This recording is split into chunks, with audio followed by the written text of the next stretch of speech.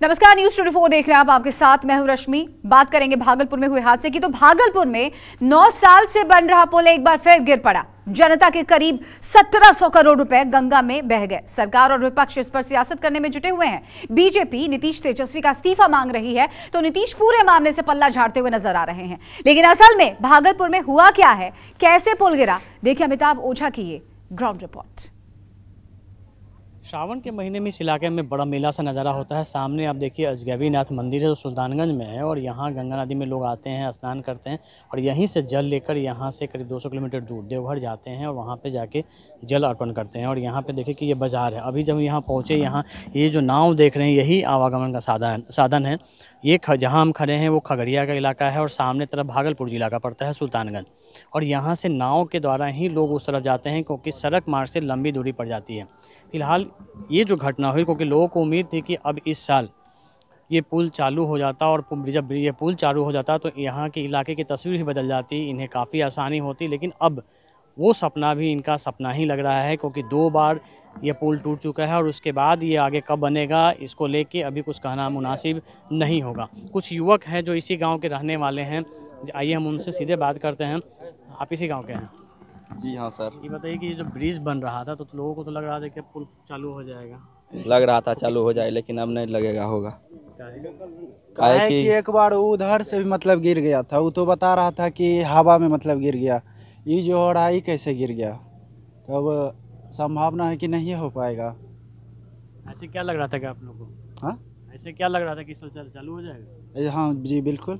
हम लोग को तो लग रहा तो था बताया कि 6 जा महीना रहा में था हम लोग कि- जाएंगे, पुल पे चढ़ेंगे, 6 महीना साल भर में बन जाएगा, उस पार जाएंगे गाड़ी से। लेकिन अब तो नहीं लग रहा है संभव। 1-2 साल बाद अब फिर होगा कुछ। अब बहुत। आप बताइए कि जब ब्रिज बन रहा था शुरू से ही विवादों में रहा। 2 बार मुख्यमंत्री ने उद्घाटन किया, एक बार खगड़िया तरफ से, एक बार सुल्तानगंज तरफ से। ड्रीम प्रोजेक्ट कहा जाता था मुख्यमंत्री, लेकिन मुख्यमंत्री के ड्रीम प्रोजेक्ट का यह हाल है कि 14 महीने में 2 बार टूट गया। अगला साल भी जो है 2022 में अगला बार उस तरफ टूटा था, सुल्तानगंज तरफ, तो हवा में गिर गया था। कल भी सुनते हैं लोकल स्थानीय बोल रहा है कि 10 बजे से जो है पाया में क्रैक हो गया था और शाम में 5:30 बजे जो गिर गया पुल। ये पुल अगर चालू हो जाता तो फिर इस इलाके की तस्वीर क्या रहती? बहुत बढ़िया, बहुत आवागमन का सुलभ हो जाता। हम लोग को लग रहा था कि इस साल जो है कंप्लीट हो जाएगा पुल, लेकिन नहीं हुआ। बीच में ही जो व्यवधान हो गया। अभी हम देख रहे थे कि कई लोग नाव से भी, जो नाव है छोटे छोटे नाव पे काफ़ी लोग इधर से उधर जो है सिर्फ नाव से ही जा रहे हैं। हाँ, नाव ही एक आवागमन का इधर साधन है। पुल बन जाएगा तो हम लोग के इलाके में सही हो जाएगा, आवागमन सुलभ हो जाएगा आने जाने में। झारखंड की दूरी भी कहा जाता है कि पुल के बन जाने से झारखंड की दूरी भी कम हो जाती है। हाँ, एकदम। कितना हो जाती है? मतलब 100 किलोमीटर पे हो जाता है, 125 किलोमीटर पे।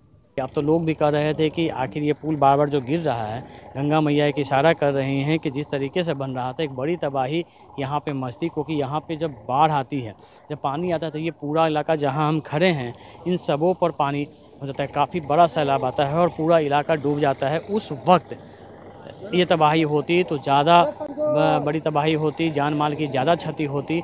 जबकि अभी जो है निर्माण कार्य के दौरान ही 2 बार गिरने के बाद जो स्थिति बनी है उसको देखते हुए भी कई सवाल खड़े होते हैं।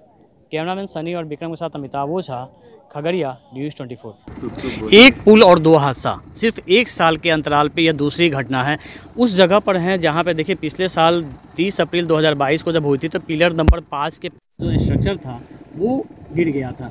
जांच करने के लिए रुड़की से IIT की टीम आई थी और वहाँ उसने जो जांच में बताया था कि हवा और तेज़ आंधी के चलते यह ब्रिज गिरा था। और उसकी दूसरी रिपोर्ट, क्योंकि घटना के बाद और भी कई पिलरों में दरार आई थी, उसकी जांच करने के लिए एक टीम बनाई गई थी जो यहाँ पर जांच कर रही थी। उसकी रिपोर्ट अभी आनी बाकी थी, लेकिन उस 5 नंबर पिलर के बाद से काम वहाँ बंद पड़ा था। लेकिन उसके बाद का जो हिस्सा था वहाँ से लेकर अब 10 नंबर पिलर जो कल गिरा है वहाँ भी दरारें आई थी। और इस बात की सूचना यहाँ के स्थानीय विधायक ने विधानसभा में भी उठाई थी और सरकार ने कहा था कि पूरे मामले की हम जांच करा रहे हैं। और कंपनी से भी, जो निर्माणकर्ता कंपनी है उससे भी ये मांग गया था।